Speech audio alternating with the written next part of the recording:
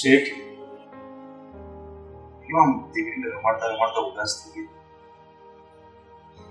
અને તમે છેલ્લા ઘણા દિવસથી કંપનીની ઓફિસે પણ નથી ગયા. તમે આમ ઓફિસે નહીં જાઓ તો કંપનીનો વહીવટ ભાંગી પડશે. દેખો,